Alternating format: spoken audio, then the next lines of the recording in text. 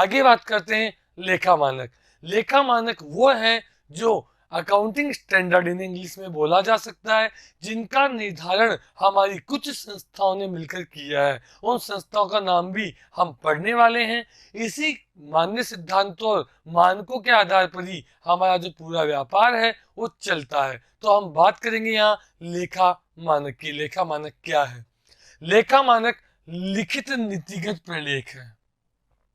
लेखा मानक एक प्रलेख है जो लिखित है और नीतिगत है, यानी जिन्हें कानून की आज्ञा प्रादान है, यानी जो कानून के सिद्धांतों को पालन करते हुए तैयार किए गए हैं उन्हें हम कहते हैं लेखा मानक। लिखित होते हैं जो वित्तीय विवरणों में लेखांकन लेन देन की पहचान करने, मापन करने, व्यवहार का प्रस्तुतिकरण करने और प्रकटीकरण के आयामों को आवर्तित करते हैं। यानी वे ऐसे सिद्धांत जो किसी भी लेन देन की पहचान को प्रदर्शित करते हो, उसके मापन को प्रदर्शित करते हो, उसके प्रस्तुतिकरण के बारे में बात करते हो और उसके प्रकटीकरण के साथ साथ उसको आयामों को भी आवर्तित करते हैं, वे सभी नियम नीतिगत प्रलेख लेखा मानक कहलाते हैं। लेखा मानक ICAI जो हमारे देश में लेखांकन की पेशेवर संस्था है। कौन सी संस्था? पेशेवर संस्था। संस्था का नाम ICAI। ICAI एक ऐसी संस्था है जो लेखा मानकों का निर्माण करती है और इसी संस्था के द्वारा लेखा मानक जारी किए जाते हैं। लेखा मानक का उद्देश्य वित्तीय सूचना बढ़ाने के लिए वित्तीय ऋणों से अतुलनीयता का उन्मूलन करने हेतु, अतुलनीयता यानी जहां दो व्यावसायिक संस्था के प्रलेखों का डाटा का हम तुलना नहीं कर सकते, वो होती है अतुलनीयता। उसका उन्मूलन, उन्मूलन का अर्थ होता है उसे दूर करना।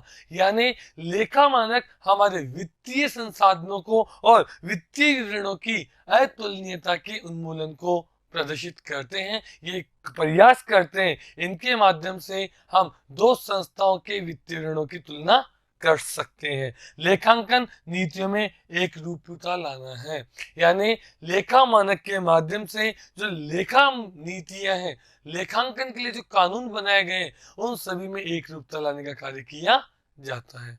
आगे बढ़ते हैं, लेखा मानक की आवश्यकता क्यों हुई?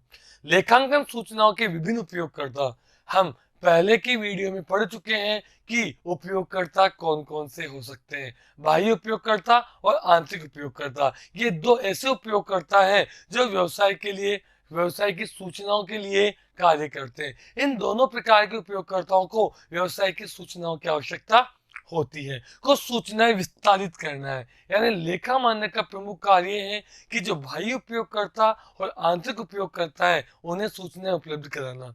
लेखांकन सूचनाएं विभिन्न उपयोगकर्ताओं के हित केवल तभी साध सकती है जब उनमें एक रूपता हो।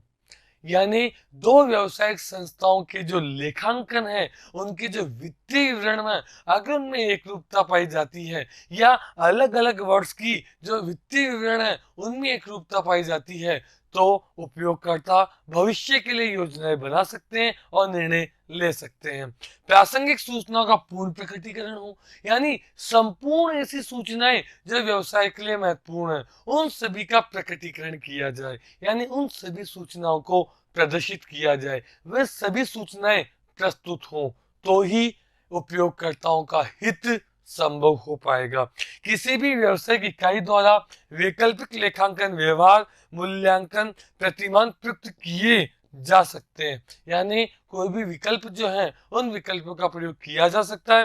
प्रतिमान का मतलब होता है मॉडल, यानी कोई भी व्यापार संस्था लेखांकन के अलग अलग मॉडल प्रदर्शित कर सकता है। लेखांकन मानक उन विकल्पों के प्रयोग में सहायता करते हैं जो सत्य स्पष्ट हैं, वित्तीय ऋणों की गुणात्मक विशेषताओं को पूरा करते हैं। यानी वित्तीय ऋण की जो गुणात्मक विशेषताएं हैं उन गुणात्मक विशेषताओं को पूरा करने का कार्य लेखा मानकों के द्वारा किया जाता है और उन्हीं को ये आगे बढ़ाते हैं, उन्हीं नियमों को ये लागू करने की स्वीकृति प्रदान करते हैं जो व्यवसाय के लिए सत्य और स्पष्ट सूचनाएं उपलब्ध कराते हैं।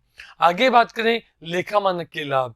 लेखा मानक वित्तीय विवरण तैयार करने हेतु लेखांकन व्यवहारों में से भिन्नता का उन्मूलन करने में सहायता करते हैं। भिन्नता मैंने अभी भी बताया, अतुलनीयता। यानी लेखा मानक के द्वारा हम विभिन्न संस्थाओं के प्रलेखों में एक रूपता लाने का कार्य करते हैं। भिन्नता का उन्मूलन से मतलब है कि जो होने वाली उनमें भिन्नताएं हैं, अलग अलग हैं, उन सबको हम दूर करने का प्रयास करके उनमें समान विधियों का प्रयोग करके एक रूपता लाई जा सकती है। आगे लिखा हुआ है, लेखा मानक किसी निश्चित सूचना के प्रकटीकरण के लिए भी कह सकते हैं। कोई भी ऐसी सूचना जो उपयोगकर्ताओं और संस्थाओं के लिए विशिष्ट है, आवश्यक है, उसके प्रकटीकरण के लिए भी लेखा मानक सूचना प्रदान करते हैं और उसके लिए पाबंद करते हैं कि आपको इस सूचना को प्रस्तुत करना होगा। जो कानून द्वारा आवश्यक नहीं बताई गई परंतु वो सूचना सामान्य जनता, निवेशक व लेनदारों के लिए काफी उपयोगी है। यानी कोई भी ऐसी सूचना जो कानूनी रूप से सामान्य सूचना है, विशिष्ट सूचना नहीं है, जिसका उपयोग, जिसको प्रकट करना आवश्यक नहीं है, लेकिन अगर वो किसी सामान्य मनुष्य के लिए, जनता के लिए, निवेशकों के लिए, लेनदारों के लिए एक महत्वपूर्ण सूचना है, तो उसके प्रकटीकरण के लिए भी ये पाबंद करते हैं लेखा मानक। लेखा मानक वित्तीय ऋणों की अंतर कंपनी और अंतरा कंपनी तुलनात्मकता में सहायता करते हैं। अंतर कंपनी एक ही कंपनी के विभिन्न प्रारूप, अंतरा कंपनी एक कंपनी का दूसरी कंपनी के प्रारूपों में तुलना करना लेखा मानकों के द्वारा संभव है, क्योंकि ये एक रूपता को प्रकट करते हैं। लेखा मानकों की कुछ सीमाएं आपके सामने हैं। लेखांकन मानकों में विभिन्न वैकल्पिक लेखांकन व्यवहारों में से चुनाव करना होता है, जिससे प्रयोग में लाने में कठिनाई आती है। हमारे पास लेखांकन करने के कई विकल्प उपलब्ध होते हैं। उन विकल्पों में से सर्वश्रेष्ठ विकल्प का चुनाव करना हमारे लिए एक बहुत बड़ी समस्या हो सकती है, कठिनाई हो सकती है कि कौन से विकल्प का चुनाव हमारे द्वारा किया जाए। जो विकल्प हमारे व्यवसाय के लिए महत्वपूर्ण होगा, उसी विकल्प का चुनाव करना हमारे लिए कठिन होगा, समस्याओं से बड़ा होगा। इनकी दृढ़ता से पालन किया जाता है। लेखा मानकों का हम दृढ़ता से पालन करते हैं। ये लोचशील नहीं होते हैं, इनमें बदलाव नहीं किया जा सकता, जिससे लेखा मानकों को लागू करने में लोचशीलता नहीं आ पाती। यानी लेखा मानक जो होते हैं वो दृढ़ होते हैं, इनमें बदलाव कर पाना संभव नहीं है। ऐसी स्थिति में किसी भी नियम में अगर हम बदलाव करना चाहते हैं तो बदलाव नहीं कर पाते हैं, ये लोचशील ना होकर जड़ बने रहते हैं। आगे बात करें, लेखा मानक कानून को प्रत्यादेश नहीं कर सकते, यानी कानून को बदल नहीं सकते हैं, ये कानून को प्रत्युत्तर नहीं दे सकते हैं, ये प्रत्यादेश नहीं कर सकते हैं। ये कानून की सीमा के भीतर ही मानकों के निर्माण की आवश्यकता है। वर्तमान में हमारा जो कानून है, हमारे जितने भी कानून बनाए गए हैं वो उपभोक्ताओं संरक्षण को ध्यान में रखकर बनाए गए हैं। अतः वर्तमान की आवश्यकता को ध्यान में रखकर आप लेखा मानक को कानून के अंतर्गत ही तैयार करेंगे। कानून के अंतर्गत ही इनकी सूचनाएं प्रेषित उपयोगकर्ताओं को की जाएगी।